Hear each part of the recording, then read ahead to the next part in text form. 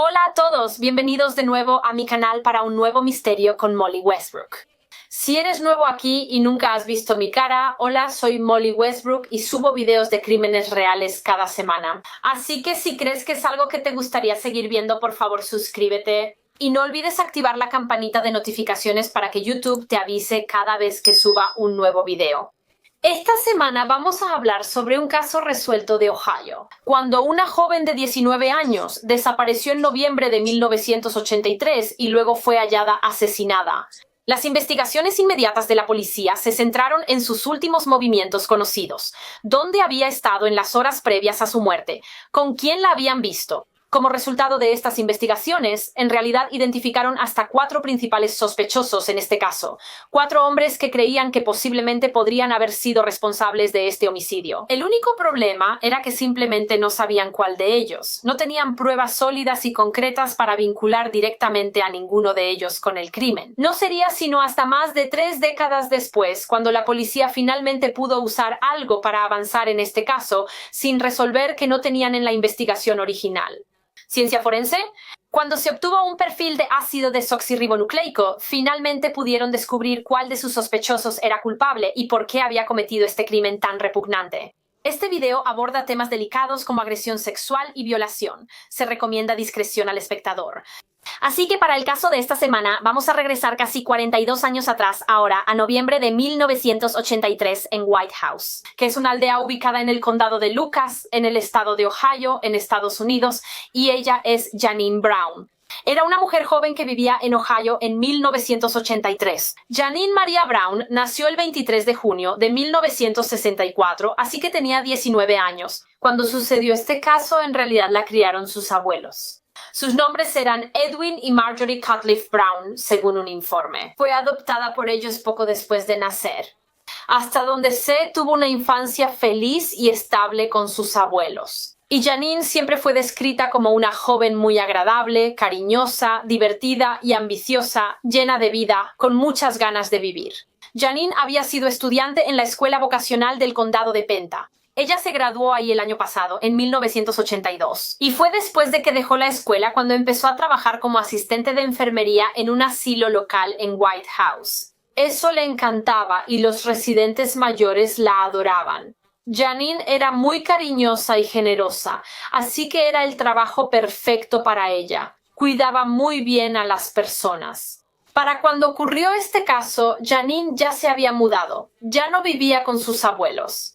De hecho, estaba viviendo con su mejor amiga. Su nombre era Pam Rader, y ella y Janine habían sido mejores amigas durante años hasta ese momento, y eran sumamente cercanas.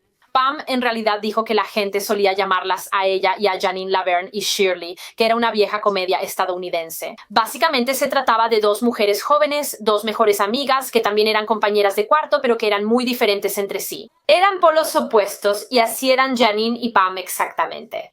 Pam comentó que Janine siempre era muy callada y reservada, a diferencia de ella. Podía ser muy franca y un poco bocona a veces. Eran completamente opuestas, como la noche y el día, pero seguían siendo mejores amigas. Simplemente se adoraban muchísimo. Eran inseparables, tan inseparables que sí, decidieron vivir juntas. Janine se mudó a una casa con Pam y el hermano mayor de Pam. Su nombre era Larry y este arreglo de vivienda parecía funcionar muy bien. Pam y Janine adoraban ser compañeras de cuarto y simplemente les encantaba pasar tiempo juntas. En general solían salir juntas en White House, ir a tomar algo y socializar con otros jóvenes, que de hecho es exactamente lo que las 2 jóvenes habían estado haciendo. El día en que ocurrió este caso fue jueves 17 de noviembre de 1983. Y esa noche Pam y Janine salieron de su casa y decidieron ir a su bar local en White House, el Copper Lantern, que estaba a solo unos pasos de donde vivían. Tomaron unas copas, jugaron una partida de billar y conversaron con las otras personas en el bar. Y Janine también pasó mucho tiempo con su novio de 26 años, quien también estaba en el Copper Lantern esa noche. Su nombre era Harold Easter, aunque mucha gente le decía gran perro. Aparentemente, creo que era bastante grande y musculoso. Era uno de esos tipos que llamaba mucho la atención de las chicas. Varias chicas del lugar estaban algo enamoradas de Harold. Pero él y Janine habían estado saliendo durante aproximadamente un mes, así que era una relación bastante nueva, pero Janine estaba muy enamorada de él.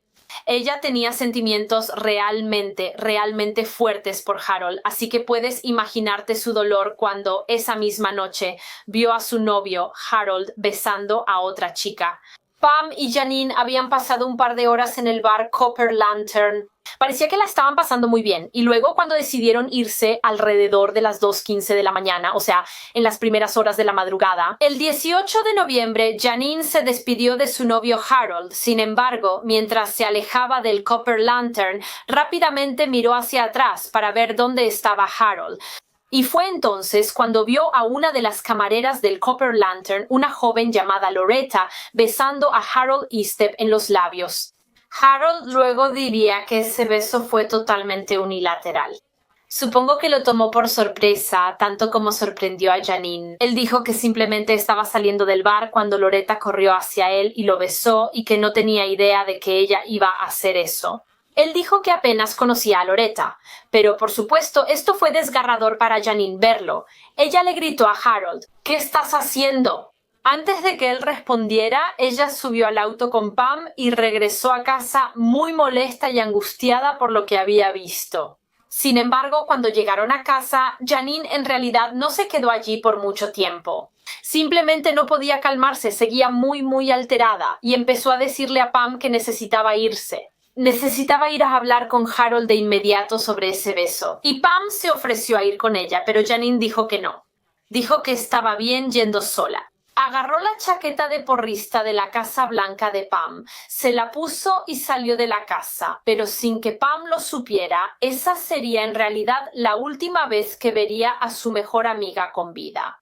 A la mañana siguiente, Pam se despertó y se dio cuenta de que Janine no estaba en casa. Janine no había regresado la noche anterior, y al principio Pam no le dio mucha importancia a esto. Ella sabía que Janine fue a ver a Harold, así que pensó que se reconciliaron y Janine se quedó con él.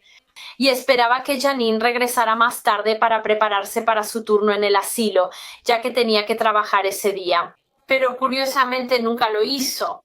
Janine nunca regresó y tampoco se presentó a trabajar. Y fue entonces cuando Pam empezó a preocuparse. Esto era muy fuera de lo común para Janine. Ella jamás faltaría al trabajo. Amaba su empleo en el asilo de ancianos. Así que, de nuevo, pensando que Janine todavía estaba con Harold, Pam tomó el teléfono y lo llamó. Pero para su sorpresa, Harold le informó a Pam que no, Janine no estaba con él. De hecho, no la había visto desde que salieron de la linterna de cobre la noche anterior y Janine lo vio besando a Loretta. Así que, como te puedes imaginar, fue en ese momento cuando las alarmas empezaron a sonar para Pam. Janine había salido de la casa en la madrugada para ir a ver a Harold, pero Harold decía que Janine nunca fue a verlo. Él no sabía dónde estaba, así que, ¿qué le había pasado a Janine y a ella? Eso significaba que ella nunca llegó a la casa de Harold, así que Harold no sabía dónde estaba. Pam empezó a llamar a sus otros amigos y a la familia de Janine, preguntando si alguno de ellos la había visto. Pero nadie la había visto, así que, sin suerte, Pam volvió a levantar el teléfono, pero esta vez para llamar al 911 y reportar a su mejor amiga, Janine Brown, como desaparecida. Ahora, parece que la policía fue bastante indiferente ante este reporte, al principio, diciéndole a Pam que Janine realmente no llevaba mucho tiempo desaparecida. No era suficiente para enviar oficiales a buscarla, solo debía esperar a que Janine volviera a casa.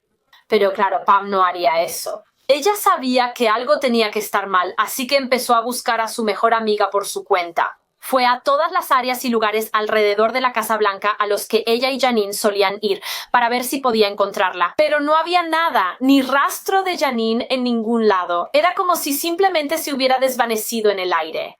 Pero el misterio que rodeaba la repentina desaparición de Janine Brown no seguiría siendo un misterio por mucho tiempo. Justo al día siguiente de que Pam presentó el reporte de persona desaparecida, la policía del condado de Lucas recibió otro reporte, esta vez de que se había encontrado un cadáver. En la mañana del 19 de noviembre de 1983, una pareja salió a caminar por Archbold White House Road en White House hacia esta zona remota de campo y bosque. Cuando se toparon con sangre, notaron como un pequeño charco de sangre en el pasto. Su primer pensamiento fue que esa sangre provenía de un animal. Tal vez un venado había sido atropellado por un auto o alguien había estado cazando venados cerca o algo así. Así que siguieron caminando, pasaron junto a la sangre, pero no avanzaron mucho antes de ver otra cosa en el suelo. Era un par de ropa interior de mujer, una ropa interior negra de mujer.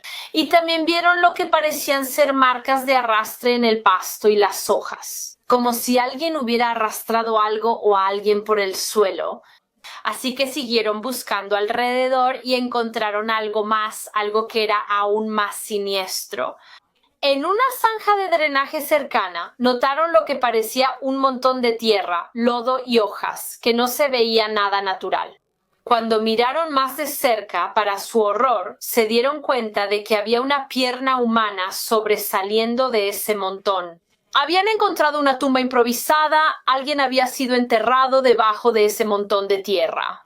Así que, sumamente asustados, la pareja contactó de inmediato a la policía, que llegó rápidamente al lugar y comenzó a desenterrar el cuerpo. Pronto se determinó que era el cuerpo de una mujer joven. Había sido enterrada solo a un par de pies bajo la tierra, y claramente fue un trabajo apresurado.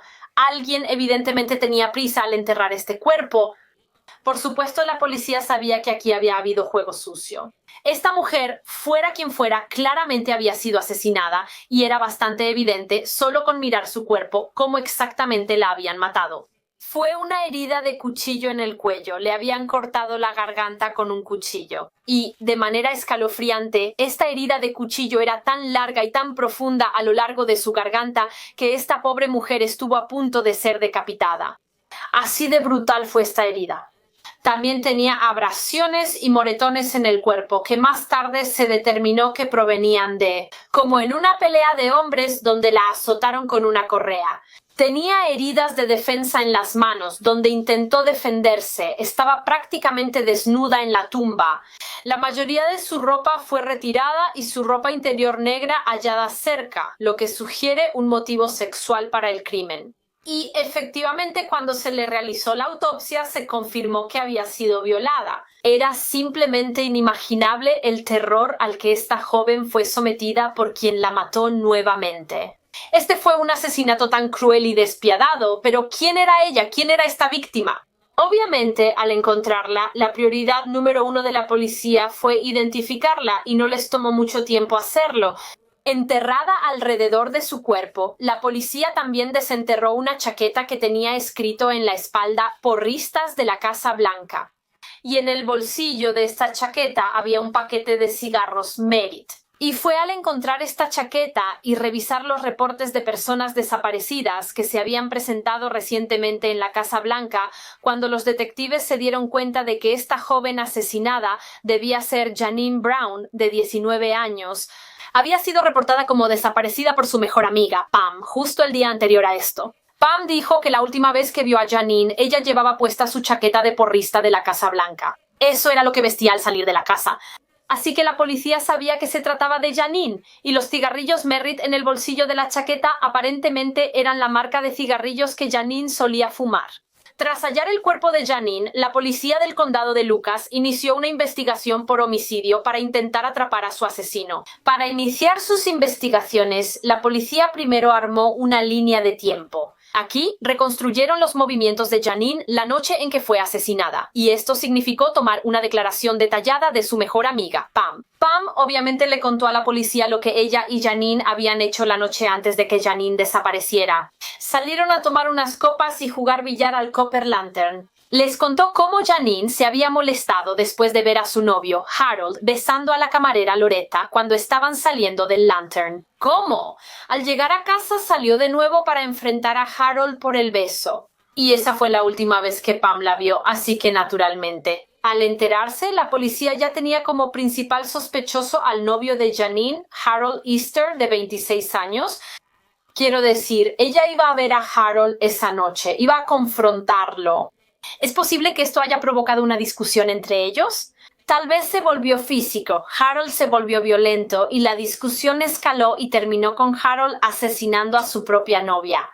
Aparentemente Harold Estep era conocido por tener un poco de mal genio. Podía ser bastante impulsivo a veces, así que sí parecía un sospechoso muy viable para la policía.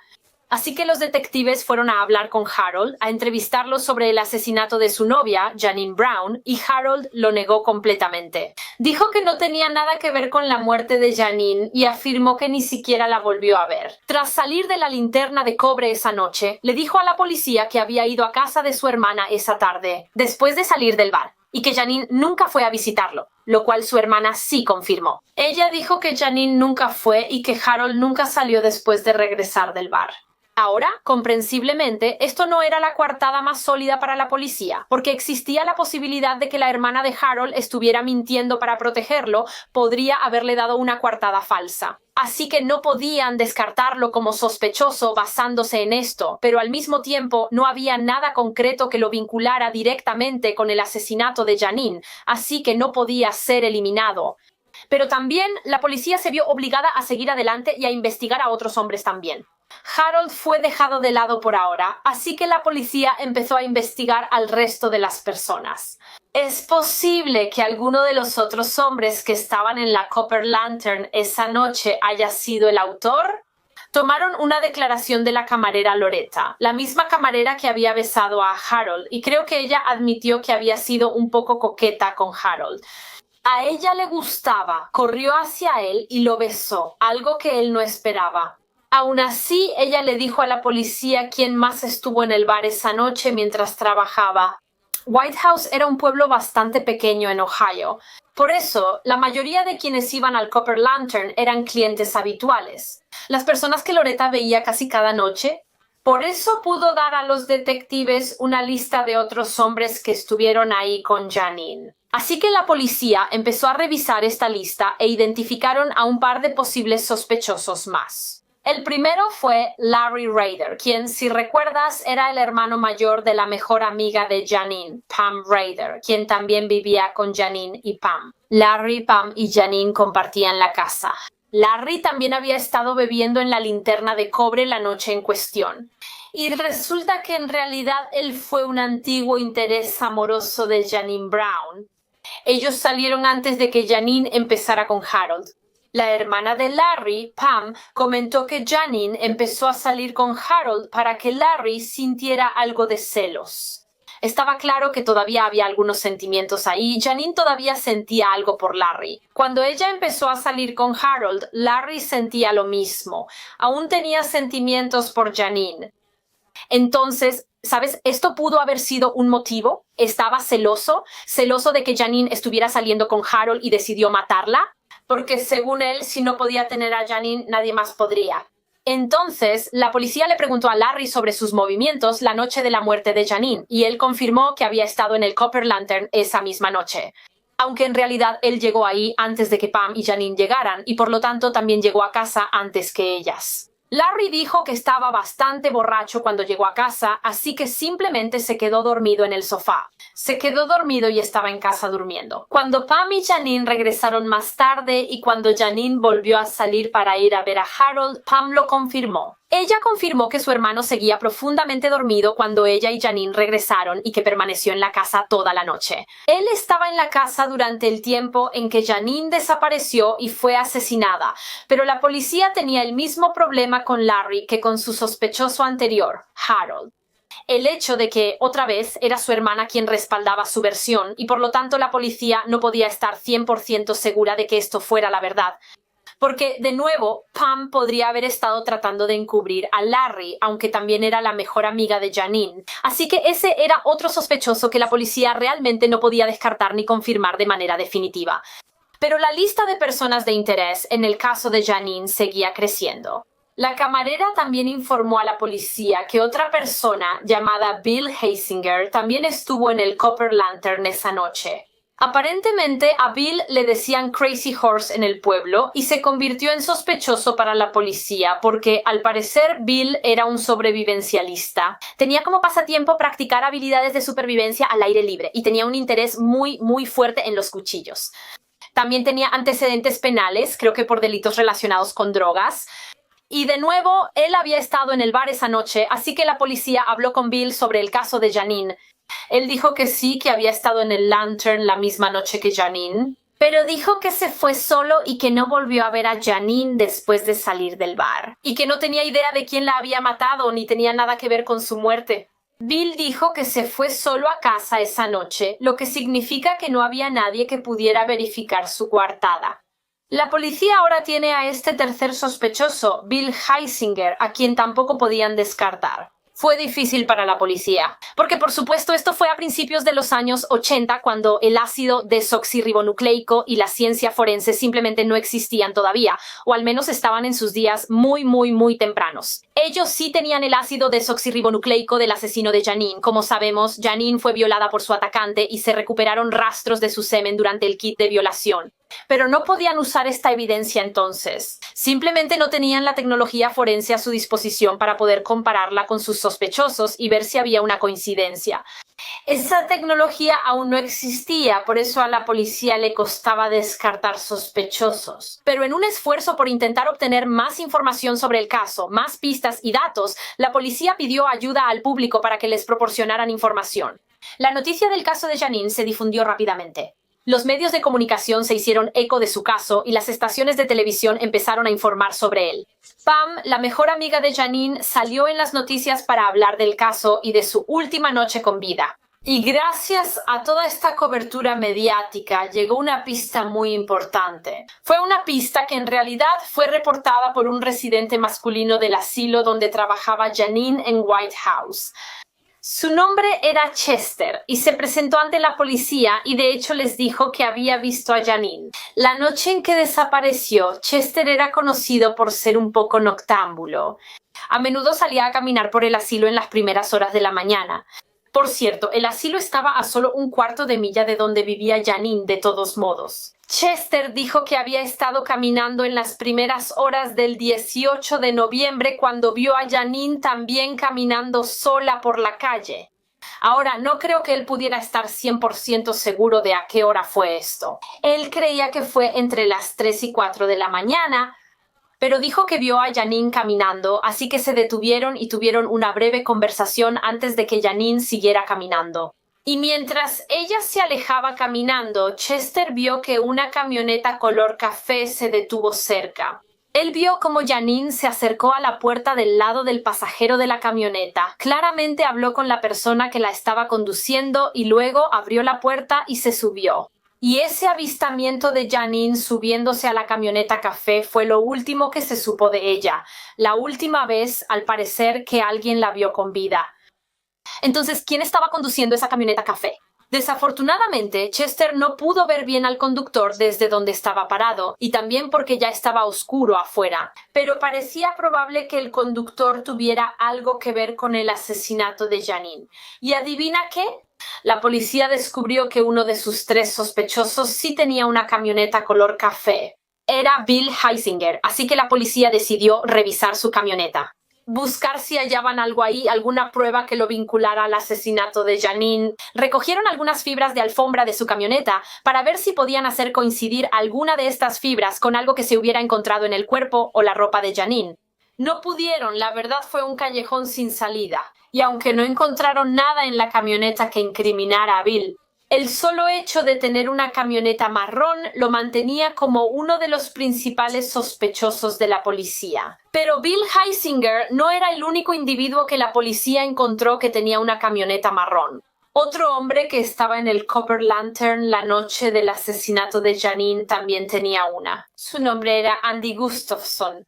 Andy Gustafson tenía 25 años en ese momento, en 1983. Él era un local y un conocido de Janine. No creo que necesariamente fueran amigos, pero se llevaban bien, se conocían. Para ser honesta, la mayoría de las personas que conocían a Andy Gustafson simplemente pensaban que era un poco un niño mimado, la verdad. Venía de una familia muy rica, tuvo una crianza muy privilegiada. Su padre era el director general de una gran y exitosa empresa en Ohio llamada Corporación Dana. Así que tenía mucho dinero, dinero que su hijo Andy solía presumir y alardear. Era un tipo bastante arrogante. Andy era claramente el tipo de persona que pensaba que era mejor que los demás solo porque su familia tenía dinero. Y como dije, él estaba en el bar la misma noche que Janine estuvo ahí y de hecho se reportó que hizo un comentario sexual inapropiado sobre Janine. Él comentó que pensaba que ella tenía, cito, un trasero lindo, así que ya sabes, claramente él se sentía atraído por ella. De nuevo, él tenía una camioneta café, igual a la que Janine abordó la noche que desapareció y fue asesinada. Así que la policía decidió registrar también la camioneta de Andy. Y aunque no encontraron sangre ni nada por el estilo ahí, lo que sí descubrieron en el piso de la camioneta de Andy fue una colilla de cigarro. Una colilla de cigarro Merit, lo cual despertó el interés de los detectives porque, como sabemos, Janine Brown fumaba cigarros Merit. De hecho, ella tenía ese paquete de cigarros Merit en el bolsillo de su chaqueta cuando la encontraron muerta. ¿La colilla de cigarro en la camioneta de Andy era de Janine? ¿Se subió a su camioneta café esa noche y fumó un cigarro ahí? La policía le preguntó a Andy y él negó que eso hubiera pasado. Él aseguró que Janine nunca se subió a su camioneta esa noche. Y de hecho, él incluso dijo que eso no pudo haber sido posible de ninguna manera, porque ya estaba de regreso en su casa a la hora en que el residente del asilo, Chester, vio a Janine subirse a la camioneta. Como mencionamos, Chester dijo que creía que fue entre las 3 y las 4 de la mañana y Andy dijo que ya estaba en casa para las 3 de la mañana esa noche, lo cual, al parecer, su esposa confirmó. Aunque, una vez más, parezco disco rayado en este punto. Pero el hecho de que su coartada también estuviera respaldada por un miembro de la familia, su esposa, significaba que no podía ser descartado solo por esta declaración de su esposa. Andy Gustafson también siguió en la lista de sospechosos. Quiero decir, eso era algo que la policía no carecía. En este caso, tenían 4 sospechosos muy viables en su investigación. Harold Estep, Larry Rader, Bill Heisinger y Andy Gustafson. 4 personas que no habían podido descartar. Estaban convencidos de que uno de esos 4 era el asesino, pero no sabían cuál. No tenían pruebas sólidas, duras o concretas contra ninguno de ellos, así que no podían arrestar a ninguno. Y desafortunadamente por esto, por la falta de pruebas, el caso de Janine Brown simplemente empezó a enfriarse. Semanas, meses e incluso años empezaron a pasar sin nada. No hubo avances significativos en el caso, no se realizaron arrestos y no hubo justicia para Janine. Pero la mejor amiga de Janine, Pam, nunca se rindió. Durante años después de la muerte de su mejor amiga, siguió intentando crear conciencia sobre el caso de Janine y presionó a la policía para que lo reabriera. Pam dijo que después de que Janine murió en su funeral, le hizo una promesa a su mejor amiga de que nunca se detendría. Nunca dejaría que olvidaran a Janine ni dejaría de buscar al responsable para llevarlo ante la justicia. Y fue en 2011, así que aproximadamente 28 años después del asesinato de Janine, cuando la incansable lucha de Pam finalmente dio frutos. Porque 2011 fue el año en que el caso de Janine fue reabierto por el equipo de casos sin resolver. Los detectives Jay Gast y Tom Ross, del Departamento de Policía del Condado de Lucas, lideraban la investigación. Empezaron a revisar todo otra vez, pero con otra perspectiva, incluyendo el expediente, declaraciones, pruebas, pistas y sospechosos antiguos del caso de Janine. Y por supuesto, para este momento, la policía tenía algo que antes no tenía. En 1983, finalmente tenían la ciencia del ácido desoxirribonucleico. Había avanzado muchísimo desde el homicidio de Janine, así que tenían la esperanza de poder usarlo para avanzar enormemente en el caso sin resolver de Janine. En la primavera de 2013, la detective envió las muestras antiguas que se habían tomado durante el kit de violación de Janine Brown al laboratorio para su análisis. Y para ser honesta, estaban muy preocupados de que realmente no saliera nada de estas pruebas. Porque habían pasado casi 30 años desde el asesinato de Janine y el ácido desoxirribonucleico puede degradarse con el tiempo. Temían que el ácido desoxirribonucleico de los hisopos del kit de violación ya estuviera deteriorado, pero afortunadamente no fue así. Y los científicos pudieron obtener un perfil de ácido desoxirribonucleico masculino de estos hisopos. Después de todos estos años, tenían el perfil de ácido desoxirribonucleico del asesino de Janine Brown. Esto representó un gran avance. ¿Qué querían hacer los detectives al tener este perfil de ácido desoxirribonucleico? Compararlo con los 4 principales sospechosos que habían sido identificados desde el principio de la investigación: Harold, Larry, Bill y Andy, para comprobar si los investigadores originales tenían razón y si alguno de estos 4 hombres era el asesino. Décadas después del crimen, la policía buscó a los 4 hombres y les pidió una muestra voluntaria de ácido desoxirribonucleico. Encontraron a Bill Heisinger y le solicitaron su ácido desoxirribonucleico, que entregó voluntariamente. Harold Estep, el novio de Janine en ese momento, también entregó voluntariamente su ácido desoxirribonucleico. Desafortunadamente, Larry Rader, el hermano de Pam Rader, ya había fallecido para ese momento. Él había fallecido un par de años antes, en 2009. Al parecer, Larry se volvió alcohólico después de la muerte de Janine. Le afectó tanto que le costó sobrellevar el asesinato de Janine. Tanto así porque, como dije antes, ellos habían salido antes y Larry todavía tenía muchos sentimientos por Janine. Él todavía la amaba, así que cuando la asesinaron, Pam dijo que eso simplemente lo destrozó. Él estaba tan devastado. Y entonces recurrió a la bebida, recurrió al alcohol para intentar sobrellevar su dolor. Y Pam dijo que Larry finalmente se bebió hasta morir, pero seguía siendo un sospechoso en el caso. La policía todavía necesitaba su ácido desoxirribonucleico, así que pidieron permiso a la familia Rader para exhumar el cuerpo de Larry Rader y obtener una muestra de ácido desoxirribonucleico de sus restos, para compararlo con el ácido desoxirribonucleico del perpetrador, algo realmente difícil para la familia Rader. Como puedes imaginar, no querían darle ese permiso a la policía, no querían perturbar el lugar de descanso final de Larry, pero también querían limpiar su nombre. Fue sospechoso del asesinato de Janine durante años, lo que debió atormentar tanto a él como a la familia. Y sí, finalmente querían demostrar que él era inocente, finalmente querían limpiar su nombre, así que permitieron que la policía exhumara su cuerpo y recolectaron una muestra de ácido desoxirribonucleico de Larry. Así que solo quedaba el 4º y último sospechoso, Andy Gustafson, quien para ese momento vivía en Michigan. Así que la policía viajó a Michigan y le pidió si podía proporcionar voluntariamente una muestra de su ácido desoxirribonucleico para que pudiera ser eliminado completamente como sospechoso. Como sospechoso en el caso sin resolver de Janine Brown, sin embargo, Andy Gustafson se negó. Él fue el único de los 4 sospechosos que se negó a dar su ácido desoxirribonucleico. Aparte de Larry Rader, que ya estaba muerto, Andy simplemente dijo que no daría su muestra de ácido desoxirribonucleico. Él sostuvo que no la mató. Dijo que ella no se subió a su camioneta la noche de su muerte. Aún así, no quiso dar muestra para probarlo. Y le dijo a la policía que tendrían que hablar con su abogada si querían seguir hablando con él sobre esto. Él estaba muy cerrado, se negó a cooperar, lo cual naturalmente para la policía decía mucho. Harold Estep, Bill Heisinger y la familia de Larry Rader estaban más que felices de darle su ácido desoxirribonucleico a la policía.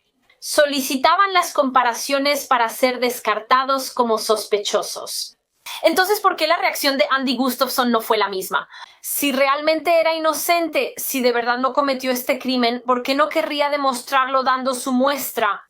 Así que por esto, Gustafson prácticamente subió instantáneamente a lo más alto de la lista de sospechosos. La policía realmente empezó a creer que, de los 4 hombres, él era el probable asesino, y esta creencia simplemente se reforzó aún más para ellos. Cuando llegaron los resultados del laboratorio, la policía envió el ácido desoxirribonucleico de Bill Heisinger, Harold Estep y Larry Rader para su comparación. Y los resultados indicaron que ninguno de ellos coincidía. Ninguno de estos 3 hombres coincidía con el perfil de ácido desoxirribonucleico que se había obtenido del kit de violación de Janine Brown. Ninguno coincidía con el ácido desoxirribonucleico del agresor. Así que finalmente, después de todos estos años, después de vivir bajo esta nube de sospecha durante 3 décadas, en realidad podían ser descartados. Y entonces, ¿a quién quedaba? Andy Gustafson, el niño rico, arrogante y con derecho que, si recuerdas, había hecho ese comentario sexual sobre Janine mientras estaban en la linterna de cobre la noche de su muerte, el comentario sobre cómo tenía un trasero lindo. Andy Gustafson tenía alrededor de 25 años en 1983. Para 2013 él tenía unos 50 y tantos años. Estaba casado, tenía hijos, creo que incluso tenía nietos y parecía estar llevando una vida relativamente normal en Michigan. Pero por supuesto todo eso estaba a punto de cambiar. Como la policía ahora estaba segura de que él era un asesino a sangre fría, y estaban decididos a intentar probarlo. Pero ¿cómo iban a lograrlo? Si él se negaba a dar su ácido desoxirribonucleico, no podían obligarlo a dar su ácido desoxirribonucleico porque no tenían una orden ni nada para obtenerlo. Tendrían que averiguar cómo más podían vincular a Andy con el crimen sin obtener su muestra de ácido desoxirribonucleico, así que la policía básicamente revisó de nuevo el antiguo expediente del caso, específicamente buscando todo lo relacionado con Andy Gustafson en el archivo. Y fue entonces cuando se dieron cuenta de algo. Recordaron que en 1983, cuando Janine Brown fue asesinada, la policía había realizado una búsqueda en la camioneta Brown de Andy Gustafson. Y dentro habían encontrado una colilla de cigarro Merit, que creían que podía ser de Janine, ya que ella fumaba cigarros Merit. Y después de todos estos años, la policía todavía tenía esa colilla de cigarro. Se había mantenido guardada todo este tiempo. Obviamente, a principios de los años 80 no podían hacer nada con esa colilla de cigarro, pero ahora, en 2013, tenían la ciencia forense a su disposición. Así que enviaron esa colilla de cigarro al laboratorio para hacerle pruebas y adivina de quién era el ácido desoxirribonucleico que encontraron en ella. El ácido desoxirribonucleico de Janine Brown, fue encontrado en esa colilla de cigarro, lo que probaba que ella la había fumado y también que Andy Gustafson había mentido.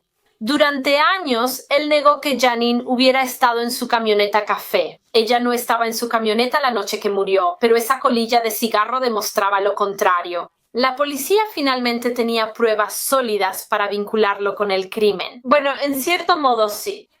Esta era una evidencia muy incriminatoria, pero supongo que no era necesariamente una prueba directa para vincular a Gustafson con el asesinato. De nuevo, era prueba de que él mintió a la policía, pero la colilla solo demostraba que Janine estuvo en su vehículo. No necesariamente probaba que él fuera quien la mató, así que los detectives sabían que necesitarían más que eso para poder procesarlo. Todavía necesitaban esa muestra de ácido desoxirribonucleico de Gustafson para compararla con el semen que se recolectó del kit de violación de Janine. Y finalmente tuvieron un golpe de suerte, porque al investigar el pasado de Andy Gustafson, al profundizar más en su historia, los detectives en realidad descubrieron eso. Años antes, en 2007, Andy Gustafson había sido considerado sospechoso en otro caso no relacionado, que ocurrió en el condado de Lucas. Había sido acusado de la agresión sexual de otra joven. No estoy segura de qué pasó con ese caso, ni si se determinó su responsabilidad en el crimen, pero de cualquier manera. Su ácido desoxirribonucleico fue tomado en ese entonces, en 2007, cuando ocurrió ese caso. Así que tenían los hisopos de ácido desoxirribonucleico de Gustafson simplemente en ese expediente del caso. Al darse cuenta de esto, los detectives del caso sin resolver de Janine tomaron muestras de Andy y las enviaron al laboratorio para comparar. Y cuando llegaron los resultados, confirmaron lo que la policía ya sabía. Efectivamente, Andy Gustafson era el asesino. Se descubrió que su ácido desoxirribonucleico coincidía exactamente con el ácido desoxirribonucleico del asesino de Janine Brown. Después de 3 décadas, finalmente habían identificado al responsable, así que procedieron a arrestarlo. El 6 de junio de 2013, Gustafson fue arrestado bajo sospecha de asesinato y fue llevado para ser interrogado. En la entrevista, volvió a negar su participación y relación con el asesinato de Janine. Brown volvió a negar que ella hubiera estado en su camioneta la noche de su muerte. Y antes de confrontar a Andy por la coincidencia de ácido desoxirribonucleico, le preguntaron si había tenido relaciones sexuales con Janine. No si la mató, sino si tuvo relaciones sexuales con ella la noche en que murió. Y esta era una pregunta muy importante que la policía debía hacer porque sabían que su respuesta podría presentarles un problema, porque la evidencia que tenían para vincularlo con el crimen era, obviamente, su semen que fue recuperado del cuerpo de Janine. Pero si él afirmaba que él y Janine tuvieron relaciones sexuales la noche en que ella fue asesinada, relaciones sexuales consensuadas, entonces su defensa podría usar eso. Durante un posible juicio próximo, podrían alegar que no había pruebas reales para demostrar que él mató a Janine. Solo que él durmió con ella esa noche, pero si él niega haberlo hecho y afirma que ella no subió a su camioneta... Bueno, ese sería un momento de suerte, ¿no crees? La policía lo habría atrapado. Así que le preguntaron a Gustafson si había tenido relaciones sexuales con Janine la noche de su muerte o si alguna vez había tenido relaciones sexuales con ella. Y una vez más, su respuesta fue no, lo cual la policía obviamente podía demostrar que era otra mentira más. Tuvo relaciones sexuales con ella, pero no fue sexo, fue violación. Él la violó. Finalmente, la entrevista de Andy terminó cuando pidió a un abogado y se negó a responder más preguntas, pero de todas formas fue acusado de asesinato. La policía creía, según su teoría, que este crimen, por supuesto, tenía una motivación sexual. Sabemos por ese comentario inapropiado que Gustafson hizo sobre Janine la noche de su muerte, que él se sentía muy atraído por ella, comentando que pensaba que tenía un trasero bonito. Y por eso se cree que esa noche, en la madrugada del viernes 18 de noviembre de 1983, él solo manejaba su camioneta café por las calles. Cuando vio a Janine Brown caminando, decidió detenerse y ofrecerle un aventón, ya que sabemos que esa noche ella iba a ver a su novio Harold. Quizás por eso, cuando Andy se detuvo y habló con Janine cerca del asilo, le ofreció llevarla a casa de Harold. Ella aceptó feliz el aventón y subió contenta a su vehículo. Obviamente, ella había fumado uno de sus cigarrillos mientras estaba en su camioneta. Estaban platicando y supongo que todo parecía estar bien. Pero luego se cree que en algún momento Andy probablemente intentó insinuarse con Janine, probablemente intentó iniciar relaciones sexuales entre ellos, pero Janine no estaba interesada. Ella dijo que no, pero Andy había decidido que no iba a aceptar un no como respuesta. Él seguía intentando tocarla e iniciar relaciones sexuales, y ella trató de quitárselo de encima. Y se cree que probablemente abrió la puerta del auto y empezó a intentar huir de Andy, pero él corrió tras ella. Ella corría hacia la zona boscosa y remota de Archbold White House Road, donde luego hallaron su cuerpo. Pero cuando Andy la alcanzó, lanzó el ataque más horrendo y violento. Empezó a golpear a Janine azotándola con su cinturón. La violó y luego sacó un cuchillo y le cortó el cuello, causándole una herida tan profunda que casi decapitó a Janine y ella murió. Luego intentó encubrir el crimen, enterrando rápidamente el cuerpo en una tumba improvisada y poco profunda. Y luego simplemente se fue a casa y actuó como si nada hubiera pasado. Se cree que le mintió a su esposa cuando regresó. Ella se despertó y le preguntó qué hora era cuando él llegó a casa, y él le dijo que eran las 3 de la mañana. Pero no era así, era mucho más tarde que eso. Obviamente había mentido para intentar darse una coartada y luego simplemente siguió con su vida como si nada, claramente sin inmutarse por lo que había hecho. El hecho de que le haya quitado cruelmente la vida a una joven inocente y se haya salido con la suya durante tanto tiempo. Durante 30 años él pudo vivir una vida normal y feliz como un hombre libre, hasta que finalmente la ciencia del ácido desoxirribonucleico lo alcanzó. Ahora, a pesar de que inicialmente fue acusado de asesinato, cuando llegó el momento de su proceso judicial, en realidad hizo un trato con los fiscales. Y en diciembre de 2014, él se declaró culpable no del asesinato de Janine Brown, sino de homicidio involuntario. También se declaró culpable de violación grave en primer grado. No voy a mentir, la verdad me sorprende que los fiscales siquiera hayan aceptado este acuerdo. Honestamente, ¿cómo es posible que esto se considere homicidio involuntario? Literalmente azotó a Janine con un cinturón y le cortó la garganta. No entiendo cómo eso no cuenta como asesinato a sangre fría. Quizá creyeron que el caso era muy arriesgado para ir a juicio. No tengo idea, pero por alguna razón aceptaron este trato. Se declaró culpable de homicidio involuntario y violación agravada, y en diciembre de 2014 Andy Gustafson fue condenado a 15 años de prisión. En total, 10 años por homicidio involuntario y 5 por violación. El hermano de Janine, Miguel, dijo que para la familia, la duración de la sentencia de Gustafson no era necesariamente lo más importante para ellos.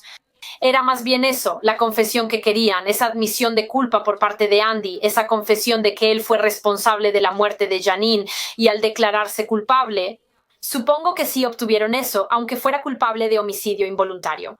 Andy Gustafson sigue en prisión hasta el día de hoy, creo. Él está encarcelado en la instalación correccional del Centro Norte en Marion, en el estado de Ohio.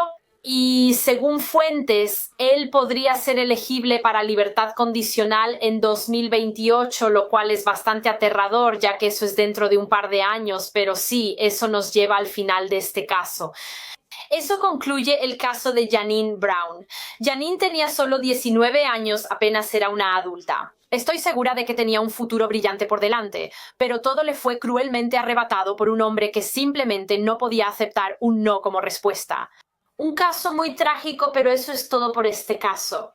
Por favor, cuéntenme sus opiniones sobre el caso en los comentarios. Me gustaría saber qué piensan. Y también siéntanse libres de decirme cualquier otra sugerencia de caso que les gustaría que cubriera en este canal. De nuevo, pueden dejarlas en los comentarios abajo o, alternativamente, pueden ir a mi formulario de solicitud de casos, que siempre está enlazado en la caja de descripción.